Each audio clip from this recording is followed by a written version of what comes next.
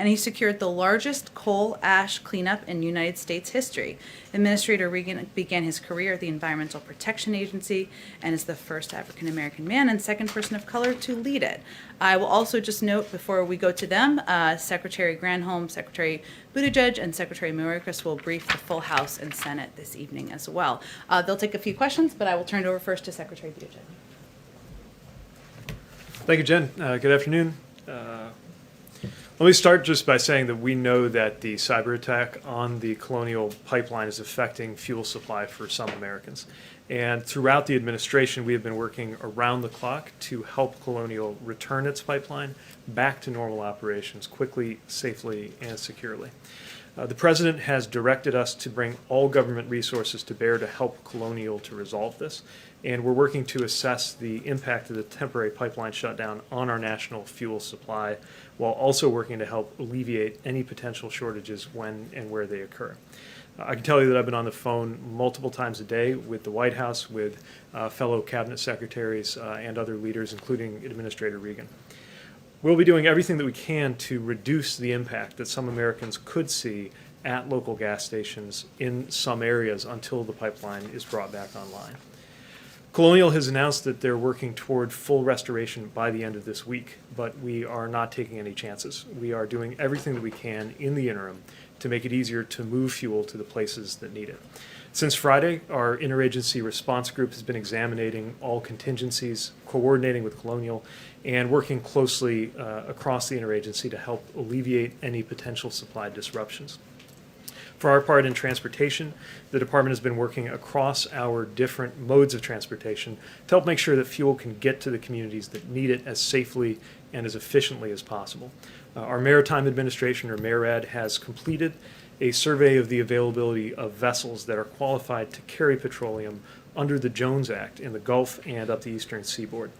The Department of Homeland Security is standing ready to review any requests for a temporary waiver of the Jones Act from companies that demonstrate that there is not sufficient capacity on Jones Act qualified vessels to carry specific shipments of fuel in and around the region.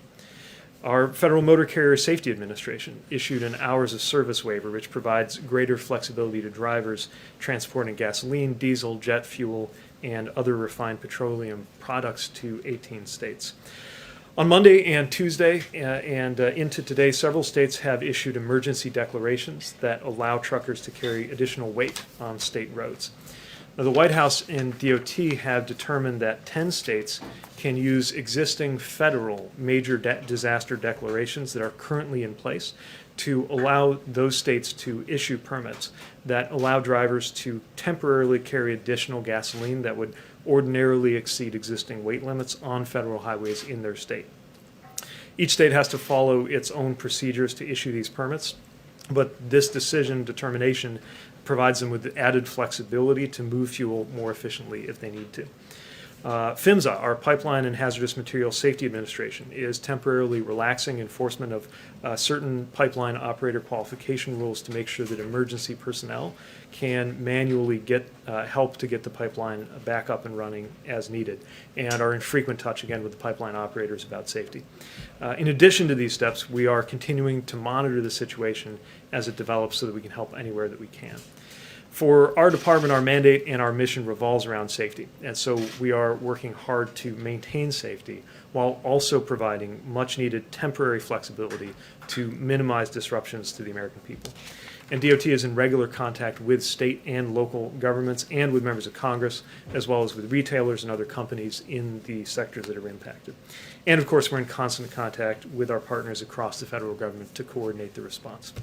So, together, we are working to assess the impact of the shutdown, offer emergency assistance, and, of course, help Colonial return to normal operations.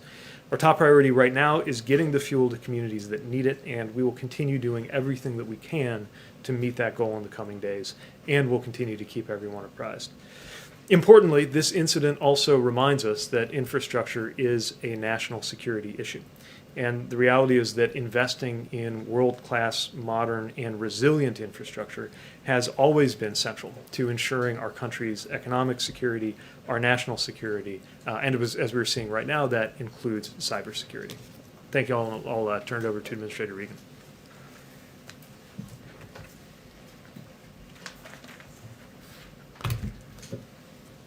Thank you, Secretary Buttigieg. Jen, it's good to be here with you today. You know, as Secretary Buttigieg mentioned, the President has directed a government-wide response to the Colonial pipeline shutdown. And at EPA, we're doing our part to mitigate the impacts that people and communities might be experiencing. The Clean Air Act allows EPA, in consultation with the Department of Energy, to waive certain fuel requirements to address shortages. After careful evaluation, EPA and DOE concluded that extreme and unusual fuel supply circumstances exist and that granting short-term waivers is consistent with the public interest. EPA issued an initial waiver on Tuesday morning and later issued a second, more expansive waiver that covers 12 states and the District of Columbia. EPA waived certain gasoline requirements, specifically the requirement for low volatility conventional gasoline as well as reformulated gasoline. While the waiver alone will not resolve the supply situation, it will help alleviate supply shortages. The waiver allows the use of any residential winter gasoline that may exist in the region. It will also allow butane to be blended into existing fuel stops, increasing the supply of gasoline by up to 5%. EPA granted the waivers to help mitigate the supply shortages of gasoline in the affected areas until normal supply to the region can be restored. EPA followed an orderly process when assessing and issuing the fuel waiver. Any such waiver is limited in both geographic scope and in the duration to mitigate any potential impacts to air quality. At this time, we do not anticipate air quality problems from these limited waivers. In assessing the situation and issuing the waivers, EPA has been in close coordination and communication with all of the impacted states. Our partnerships with the states is key to being able to effectively respond to the developing situation like this one. Going forward, we will keep coordinating with our state colleagues to assess the situation on the ground and to determine whether we can provide any future flexibilities to alleviate impacts for people and communities in these affected areas. We understand that there are shortages resulting from the Colonial pipeline shutdown that cause stress and confusion in people's lives. Our response underscores the importance of President Biden's All of Government Directive, which asks federal agencies to harness our collective expertise and work in sync when urgent matters arise. This interagency effort is the linchpin to a swift and coordinated response. And with that, I'll turn it over to Jen. Go ahead. Thank you so much. One question for Mr. Regan, one question for Mr. Buttigieg. Many of your fellow North Carolinians cannot find gasoline right now. What's your advice to them about what they should do and what they shouldn't do until this situation is resolved? Yes, we are in very close coordination with my home state, just like the other 12 states. I think the folks should follow the advice of the governors and the attorney generals, which they're asking folks not to panic, not to hoard gasoline, and to watch for the updates that are coming from the federal government. We have some really good coordinated efforts at the federal, state, and local levels, and we're working very hard to alleviate these circumstances. And then, Secretary Buttigieg, you mentioned that this situation shows the importance of world-class infrastructure.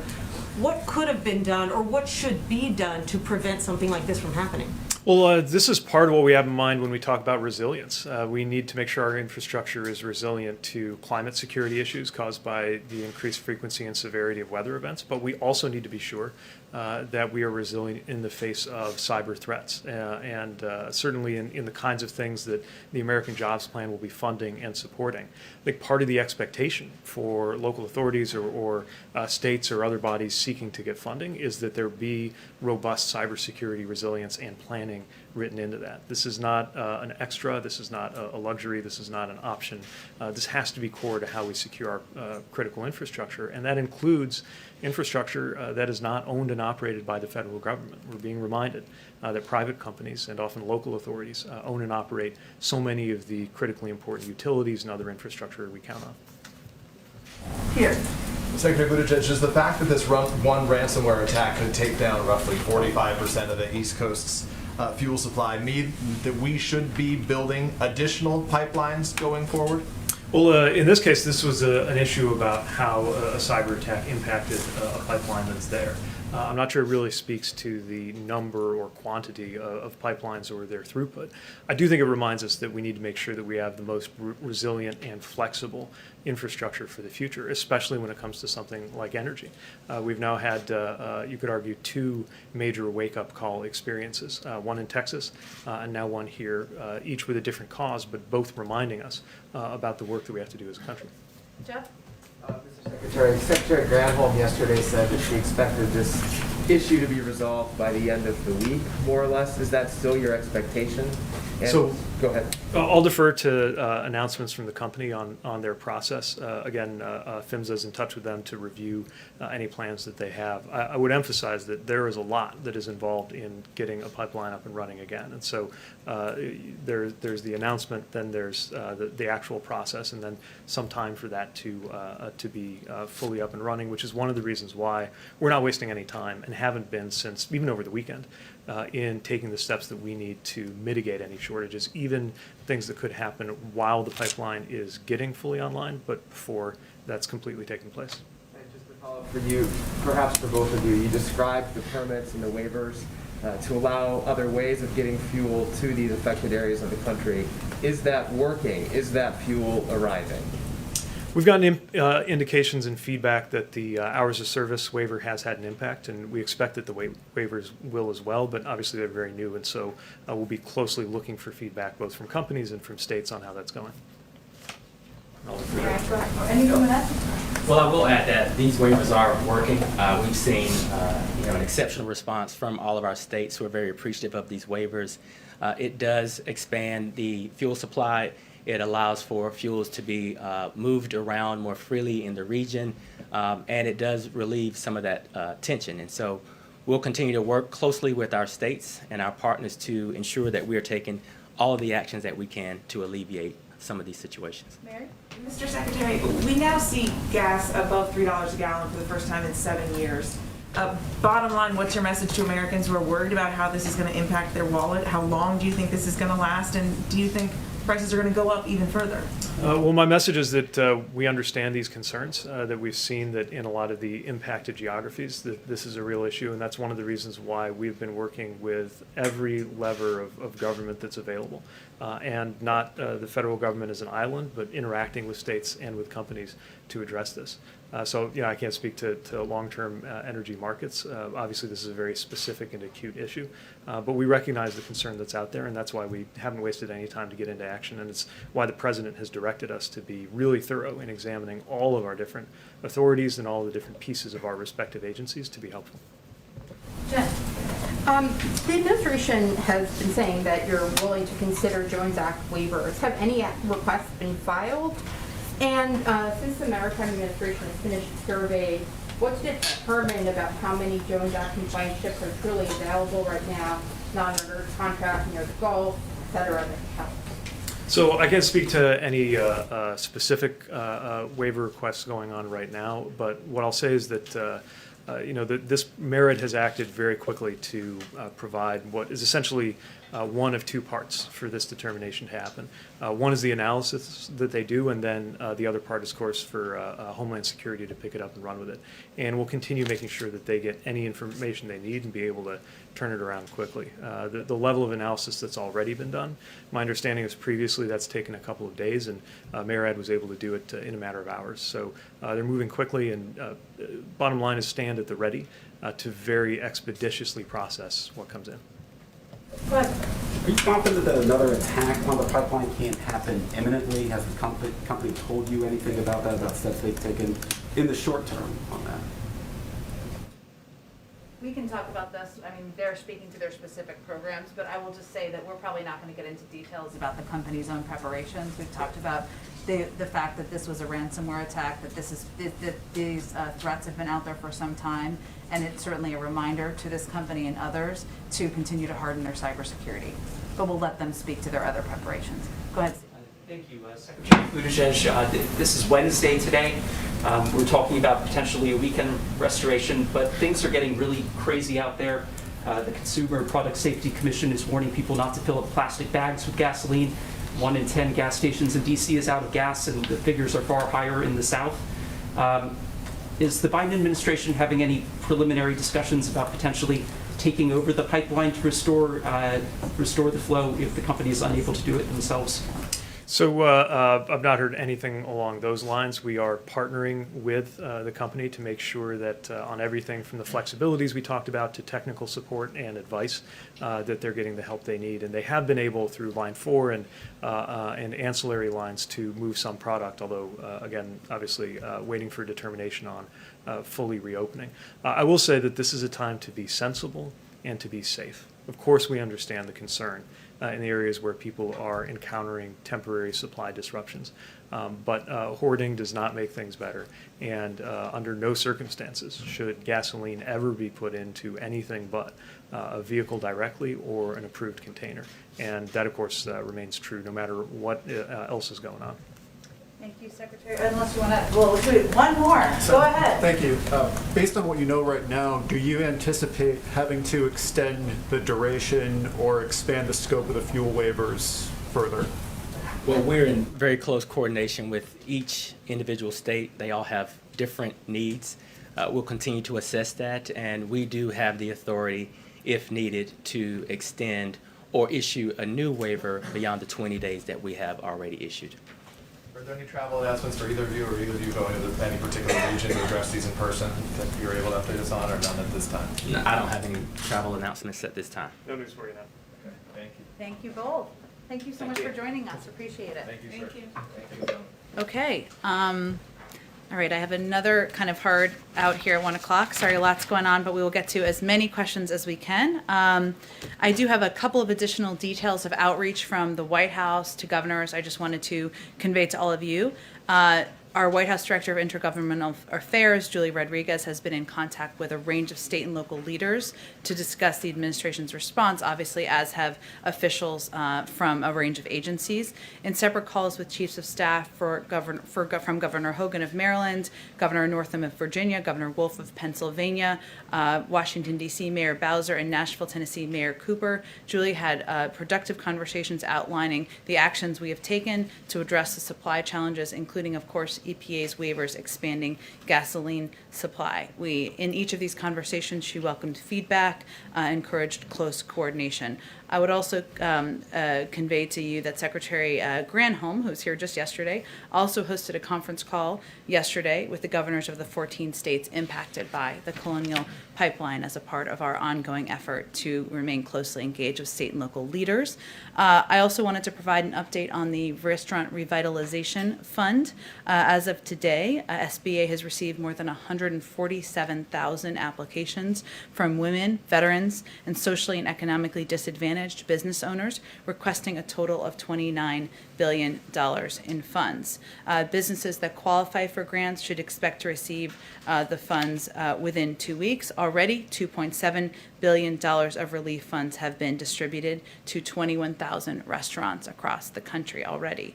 And I would also note that Congress has also set aside $5 billion of these funds for applicants with annual pre-pandemic gross receipts of not more than $500,000. On top of that, the Administrator Guzman from the SBA set aside $500 million in funding for applicants with less than $50,000 in receipts in 2019 to ensure those smaller restaurants, bars, food trucks, and other dining establishments have access to those funds. Go ahead, Jonathan. Thank you, Jen. First, just wondering, I believe the meeting is still ongoing. Do you have any readouts at this point of the Big Four meeting with the president? I do not have a readout of the meeting that's ongoing. That's just the case. But Maybe they slipped you a note. I can convey to you that, one, I would expect they will go to the stakeout. I would also expect that we'll have a written readout later this afternoon to provide to all of you. Setting that aside, two other matters then. What is the president's response to Congresswoman Cheney's speech last night in which she denounced former President Trump's big lie and said the Republican Party needed to stand for fair and free elections, and then her subsequent ouster this morning from her leadership position? Well, let's start with the facts. More than 80 judges across the country threw out lawsuits attempting to overturn the outcome of the election. And on January 6th, this moment in history, we're looking at their hearings on Capitol Hill about the events on January 6th. Our nation's capital was attacked, our democracy was attacked, and 6 people lost their lives. So it's disturbing to see any leader, regardless of party, being attacked for simply speaking the truth. And as the president said last week, it's hard to understand. But our belief, his belief, is that the American people will have to make their own decisions about whether the reaction by the people they elected to represent them should be embracing and elevating conspiracies and attacks on our democracy, or whether it should be standing up for ideals that have historically been owned by both Democrats and Republicans representing the country throughout history. And one other matter, the escalating situation in Israel. Does the administration plan to drop their objections to a UN Security Council statement? Are there any plans to appoint an ambassador to Israel anytime soon, or to reopen the consulate in Jerusalem that deals with these Palestinian issues? Well, first let me give you a bit of an update on our outreach. And some of that we haven't read out to all of you because a lot of it has been happening privately. There's been a lot of activity and engagement around these developments over the last few days. Just since this weekend, we've had more than 25 high-level calls and meetings by senior U.S. officials with senior officials from Israel, the Palestinian Authority, and Arab partners and other stakeholders, including the Qataris, the Tunisians, the Jordanians, the Egyptians, who, as you all know, have an important role to play in the region as we work to move toward de-escalation. Just yesterday, we had more than 10 phone calls by senior Washington-based officials, including National Security Advisor Jake Sullivan's call with his counterpart. I will also say that in the region, we of course will nominate a qualified, experienced ambassador to Israel over the coming weeks. That's in process, and when it's ready, we'll announce that. But in the meantime, we have great confidence in our team on the ground in Jerusalem, led by a career diplomat, Jonathan Schreier, who enjoys open and regular access to a range of senior officials. And Jonathan and his team are fully latched up with both our team here, the State Department, officials on the ground. So our engagement is, a lot of it is happening privately through diplomatic channels. It's happening with officials in the region. We're in regular dialogue multiple times per day, as I noted, with Egyptian and Qatari officials, who have significant influence over for Hamas. And our objective here is de-escalation as we look to protecting the people in the region. Go ahead, Jen. Thanks, Jen. Just to confirm, the meeting is still going on. Yeah. As when we came out here about 25 minutes ago, it was still going on. But I haven't seen any rustling of activity out there, so that sometimes is an indication. Okay. And without giving a readout on a meeting that may still be going on or had started anyway, can you give us a sense of when the president says he's looking for consensus on a compromise, what points did he bring to the meeting on which he is willing to compromise? Well, first I will say, Jeff, that the president believes that he was elected to find opportunities for common ground and to identify areas where we can work together. So some examples where there's already some activity on Capitol Hill are a conversation, I should say, that was a hard word for some reason, about infrastructure investment, modernizing our nation's infrastructure. As you all know, there's going to be a meeting tomorrow with Senator Capito and a number of Republican senators to discuss exactly that, to discuss the counterproposal they put forward and where we can find some common ground. But there is also an opportunity to work together on areas like increasing competitiveness among our workforce, to competing with China, to addressing the semiconductor chip shortage. There are a range of issues that there has historically been bipartisan cooperation on, including issues like immigration. But we will see what comes up in this meeting when it concludes. Obviously, the president has his agenda to discuss what we can work together on moving forward to help the American people. Each of those 4 leaders who are coming, none of them are wallflowers. I'm sure they will have items they want to discuss as well, and I expect they'll share that with you when the meeting concludes. Would corporate taxes be one area where he may have said, I'm willing to go to 25% instead of 28%? Well, he's conveyed that certainly publicly, and I wouldn't see this as a negotiation to come to a conclusion about the American Jobs Plan and how it will be paid for, but he's expressed an openness to a range of proposals, and his bottom line is that inaction is unacceptable and that he is not going to raise taxes on the American people who are making less than $400,000 a year, but he's open to a range of proposals. Go ahead. We heard Secretary Buttigieg just mention the desire to include more funding for cybersecurity in the American Jobs Plan. Why wasn't that included in the president's initial plan? And is it a must-do for you now? Well, I think what he's really what the secretary was talking about is how the grant funding is determined and what will be required for that grant funding. And that's part of the process, as you know, as these negotiations and conversations are happening with Capitol Hill. So, I think at this point it will include, as the discussions continue, tying specific grants to recipients' implementation of cybersecurity goals, using tax credits to finance needed cybersecurity improvements. But I think it's clear that cybersecurity, ensuring private sector companies are hardening their cybersecurity, ensuring it's an across-the-government effort, is a priority to the president, and this will be linked now to our proposal for how specific grants should be distributed. And we have seen a bit of a shift in tone out of the White House in the last 24 hours. Yesterday, we were told there aren't supply shortages, it's a supply crunch, it will be short-lived. Now you all are describing it as supply shortages. Is the impact of this hack more than you anticipated? Well, I would say on Monday afternoon, so 48 hours ago, we said, at this moment, there is not a supply shortage. That was accurate at this moment. We also said that we are continuing to monitor very closely what the impact will be. And one of the reasons that we acted as quickly as we did, convening interagency calls through the weekend, determining what levers could be used very quickly and rapidly according to historic standards to help put in place contingency plans to ensure we reduce the impact on the American people, is because we had to anticipate there could be a range of impacts. We could not predict when the company would be able to come back online. They obviously need to make those determinations themselves. So our role is not to determine that on their behalf. It's to make preparations to help reduce the impact on the American public. And this obviously raises concerns, not just about future attacks on pipelines, but other aspects of the electric grid, water systems, the like. Can Americans trust that the government can prevent future attacks going forward? Well, I would first note this is an attack on a private sector company. And as I noted a little bit earlier, when I'm not even sure you could hear me, but this was an attack using ransomware.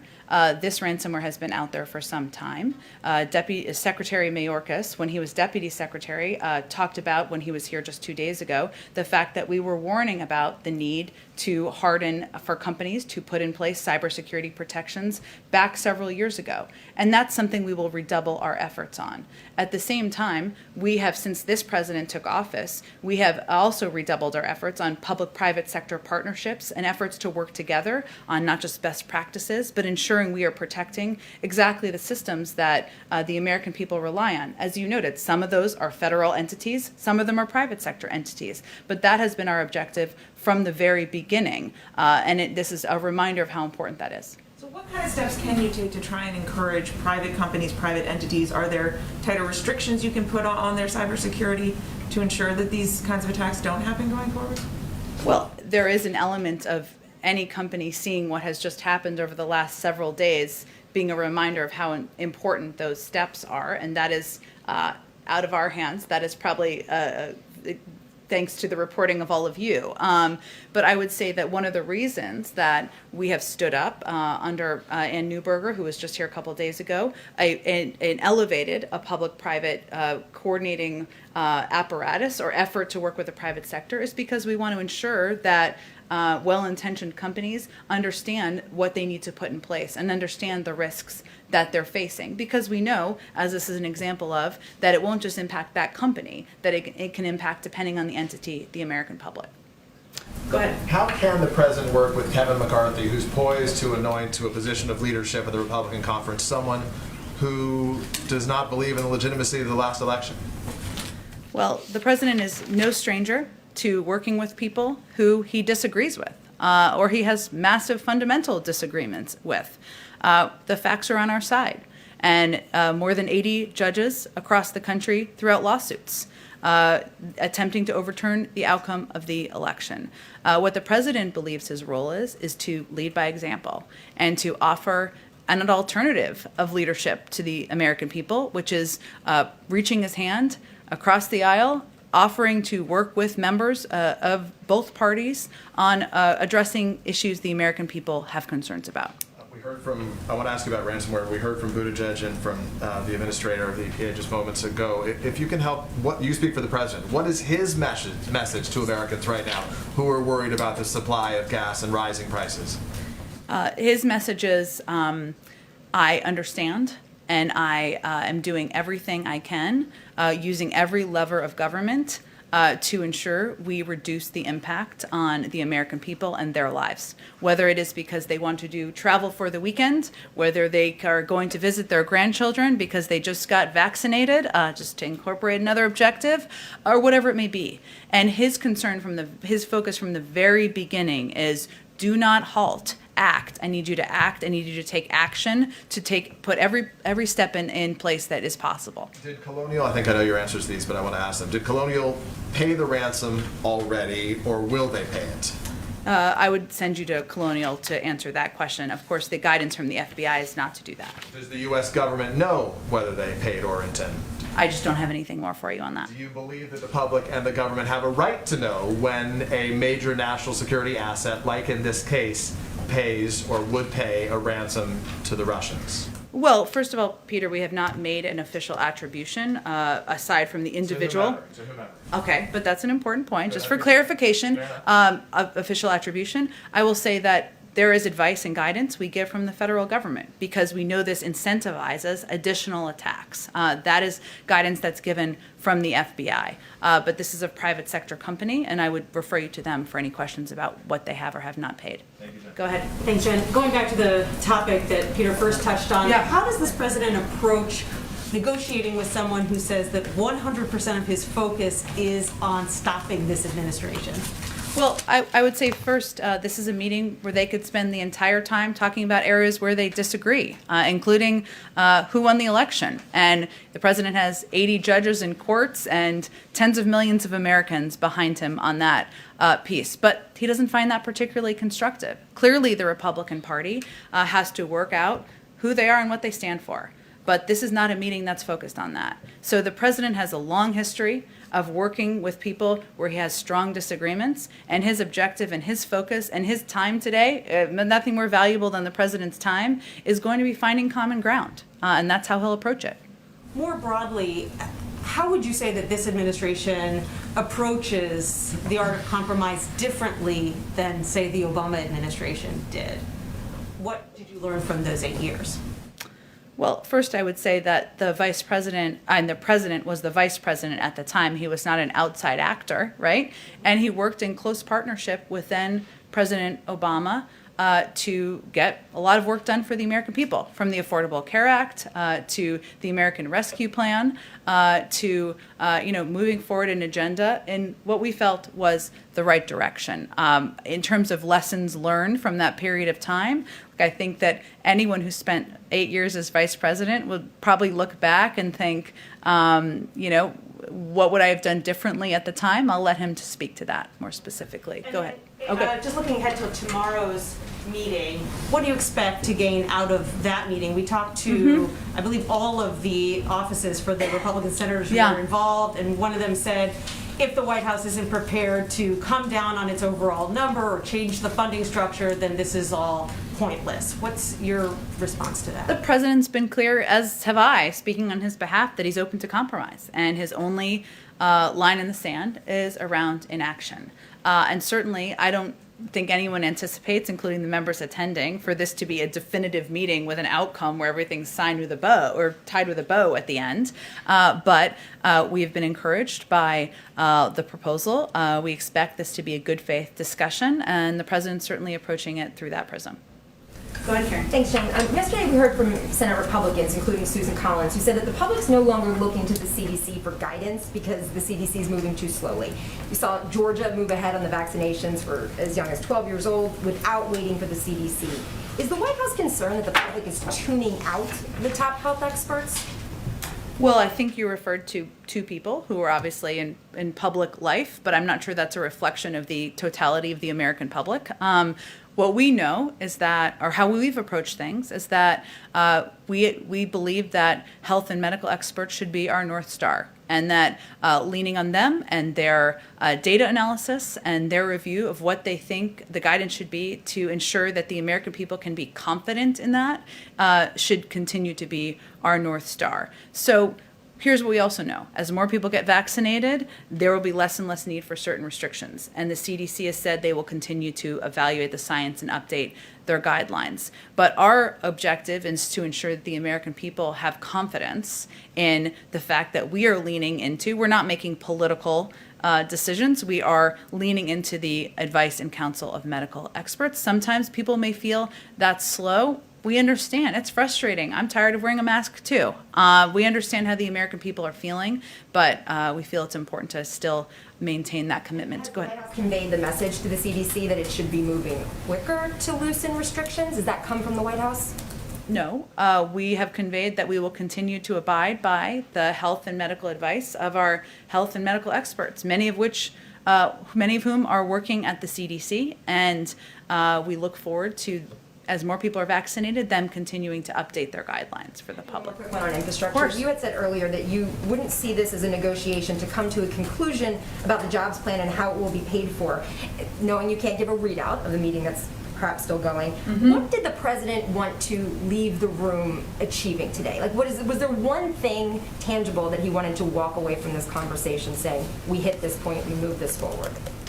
I think the president wanted to convey that the world is not waiting for us to work together here as Democrats and Republicans to increase our own competitiveness, to invest in the American workforce. And they're not waiting for the resolution of a leadership fight. They are waiting for us to, they are waiting to see what we will do and what we will do in this moment. And the stakes are too high not to work together to pass an American jobs plan, to invest in infrastructure, and to make us more competitive. And he wants to certainly convey, and I think his actions convey this, that he wants this to be a good faith effort and negotiation, and that's why he invited him down here. Them, all of them. Sorry, go ahead, Jen. Two things. One, just very quickly, it seems like the leadership meeting has come out. Yeah. I don't know Should we wrap? I don't know if there's anything that you kind of had embargoed until that was over that you want to add about the meeting. I do want to give you an actual readout of the meeting. So I have not, I don't have any update on the meeting. And if anybody wants to go out there to a stakeout, I will not take it personally at all, or no one who's watching. I just wanted to ask you about the inflation report today. Yeah. And how the administration sees these numbers. Is there a concern that high inflation is going to continue for a long time and that the administration might need to rethink its spending plans? How high a monthly reading is the administration willing to see kind of quarter after quarter? And then, there's a phrase that's been used a bit by some administration officials, including Cecilia Rouse, saying that it's transitory. What does that mean? Is that thinking about the next couple of months or through the end of the year, just as we're seeing these bumps that, might spike up some numbers, or you might see the low jobs numbers, and it's all just kind of the economy getting back to, normal? Sure. Well, first let me say that obviously our CE chair has said that, but it reflects the consensus view among economists that our country is experiencing a massive transition from the slowdown during the pandemic to flipping the switch back on as we are continuing the path to recovery, that we would see a specific number of months or quarters where there is a transitory increase. And that's something that we have prepared for and that most economists say will be temporary. I will say there's some interesting data. It will be interesting to us, I think, hopefully to others. But, for example, that as we looked at this data, so airfares increased by 10%, but are still almost 20% below pre-pandemic price levels. Hotels also saw a price increase, but remain below pre-pandemic price levels. So Americans are feeling more comfortable traveling again. That's a good sign. And a lot of these price increases are still below what they were prior to the pandemic. we're also seeing in the data that some of the price increases impact the reflection of the supply chain pressures. So if you look at used motor vehicle prices, that accounted for more than a third of the increase, and that it was an impact in large part because there are fewer new cars, and as a result, there are more. And that is an impact of the semiconductor chip shortage, right? So there's a couple of data points that are specific to this moment, and we knew just as the economy sort of shrunk and shut down, that as it's turning back on, there would be some of these impacts. But we are constantly tracking. We have shared our expectations on inflation. As we experience this massive transition, we continue to chart our path to recovery, and we know that number of the investments that we have proposed were long needed even before the last several months. Just one bigger picture question. You have these surprising inflation numbers. The jobs number was much lower than expected. Situation in Israel, the pipeline.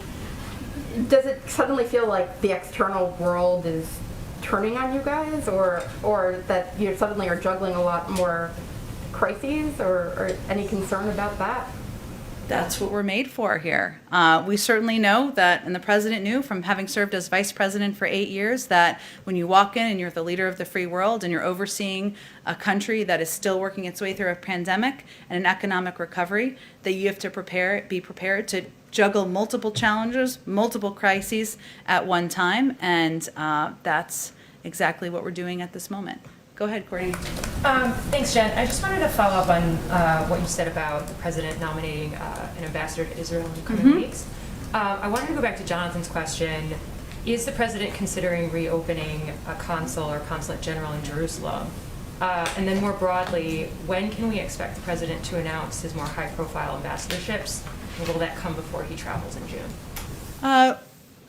It's not timed to a trip, I will say, but I would expect we'll have more in the coming weeks. They go through a process of consideration and obviously final decisions by the President of the United States.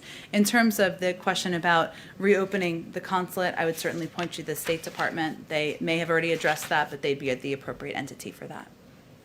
Go ahead. Thanks, Jen, and thanks for continuing to take questions despite this weird situation. I know, but it's okay. I know people wanted to go out there, but yeah. So I've got two questions, Okay. Two areas. I'd like to ask quickly about jobs and also about a couple of press freedom issues, which of course I imagine is important to everyone here.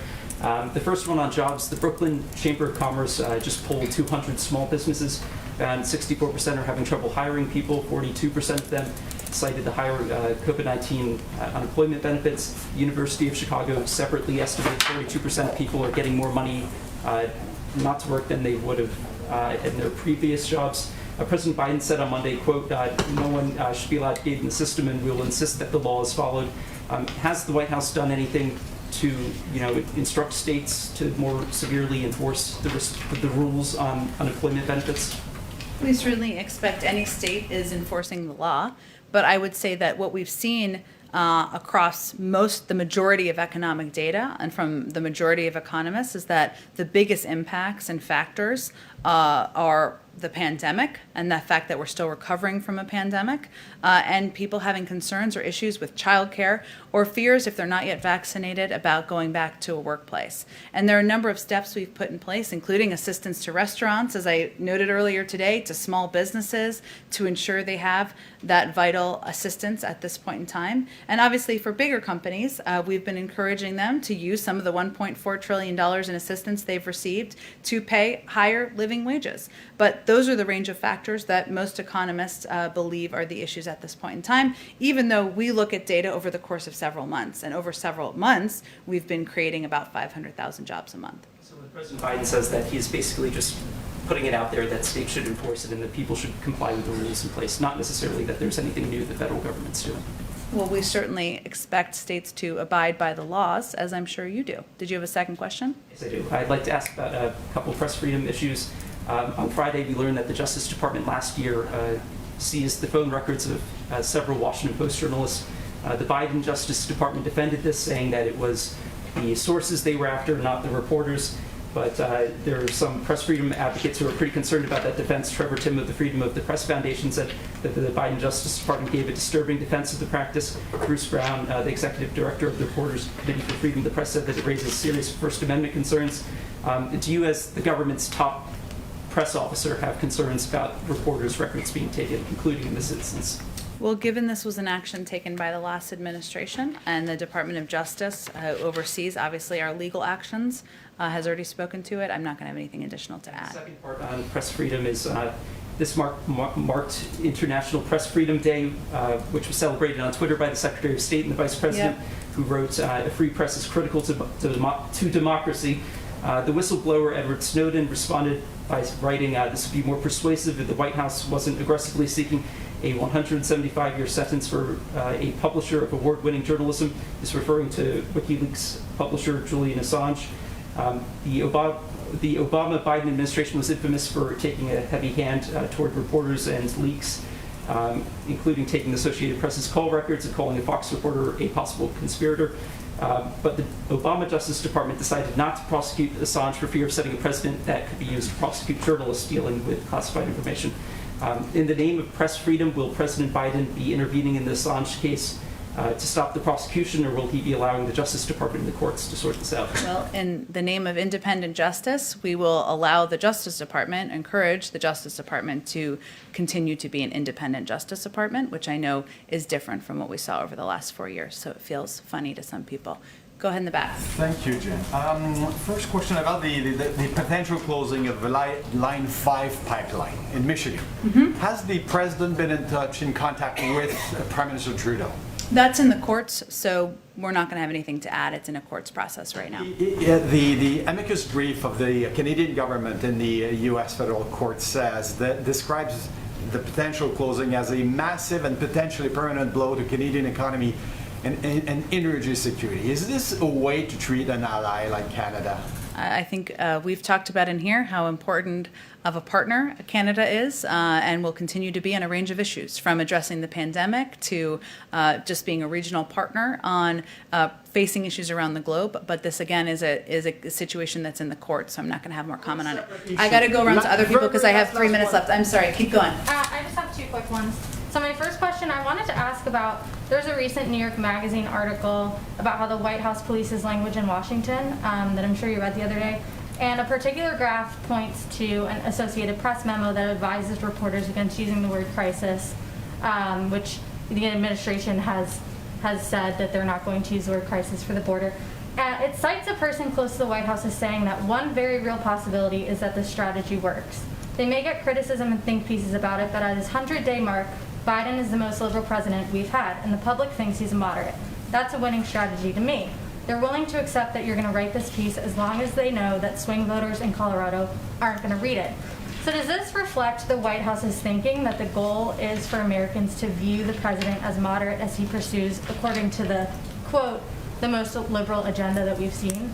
There was a lot packed into that question. Must have taken some time to write. I will say that our goal is to implement solutions as it relates to the challenges at the border, and not to be caught up in semantics of what we call it. Because at the end of the day, what we've seen is a massive reduction in the number of children who are being detained in Border Patrol facilities thanks to the actions of this administration. We've seen a massive reduction in the number of hours kids spend in Border Patrol facilities. And we're continuing to work to get kids into the arms of their family members or to sponsor homes. And that's what our objective is. I can't speak to a blind anonymous quote from somebody outside of the White House, which we'd all be for banning those if others would want to commit to that as well. Go ahead. Go ahead. Sure, thank you. What contingency plans are in place if Congress can't come to a quick agreement on increasing the debt ceiling, since Secretary Yellen suggested that Treasury might exhaust the so-called extraordinary measures sooner than some analysts have estimated? Well, let me just first say that we fully expect Congress to act in a timely manner to raise or suspend the debt ceiling, as they did 3 times on a broad bipartisan basis during the last administration. And as you know from covering it, raising or suspending the debt ceiling does not authorize new spending. It merely allows Treasury to meet obligations that Congresses have already approved. So that's what our focus is on, and we certainly expect them to follow suit of the last several administrations, or last several times they raised it. Go ahead, in the back. Jen. Thanks for your patience. No problem. Just a few quick ones, and Sure. I'll be quick. Does immigration continue to be a priority in these meetings that are so important, and they could do a lot for the progress of an immigration bill? Well, again, I can't, it's hard for me. They may have read some of it out to read out a meeting that was still going on when I came out here, but the president remains committed to that immigration continues to be a top priority for the president. That's why he proposed a bill on day one. That's why he communicated in his joint session speech that we should look for ways to find common ground, find agreement on what pieces we can move forward. And he certainly believes, even as we've made progress at the border, that in order to address this over the long term, we need to put in place long-term solutions. So he will continue to absolutely advocate for it. But I don't know if it was a topic in the meeting yet. The rancher the couple who found the 5 young girls that were rescued a few days ago, said to the president in an interview that he did, "We want you to come to the border. This is not humane anymore." What do you have to say about that? I will say first that that was a heartbreaking situation, and we're thankful for the work of CBP to ensure those minors' safety. This is another example of why we continue to be very clear that individuals should not make the treacherous journey north and put their lives in the hands of smugglers or others for unsafe circumstances. And again, just to reiterate, our focus remains on solutions, on ensuring we're expediting processing, we're getting kids into safe and humane conditions, and that's, if going to the border changed that or helped that, that would be one thing. But our focus is on implementing pieces that we can, so we can make their lives better. On consumer prices picking back up on what was asked earlier on, is this a concern going forward that the prices will continue to rise, that it will have an impact on the recovery that you want to have in the economy? Well, again, I think this is obviously something we monitor quite closely, and we certainly monitor specifically from, it's the job of the independent Federal Reserve to manage all aspects of inflationary pressure as they pursue their dual mandate of achieving full employment at stable prices. So it's the policy of us not to, executive branch, not to comment on that really in terms of the future of inflation. But I will say that, it's important to note what the very specific, as I did in response to an earlier question, factors are at play here, which include, as I noted, the airfare is increasing by 10%, but still being 20% below pre-pandemic levels, hotels seeing a price increase but remaining below pre-pandemic levels. So there are a range of factors here at play, obviously addressing the semiconductor chip shortage that we think we remain committed to and we will continue to work to address. Okay, thanks. Okay. Just moments ago, Leader McConnell said to those reporters, some of this whom is were like real life happening here. real news in real time. Leader McConnell said moments ago that they communicated to the president that they will not budge on the 2017 tax cuts, which means, well, you know what that means. I guess, what is the White House, what do you say to that? And then how would you pay for this if you're not going to pay for this via tax cuts? Well, I think that question is more, that question is probably more on Republicans to address than it is on the president. He's proposed a way to pay for it. We'll see what other ideas they have. Thanks, everyone.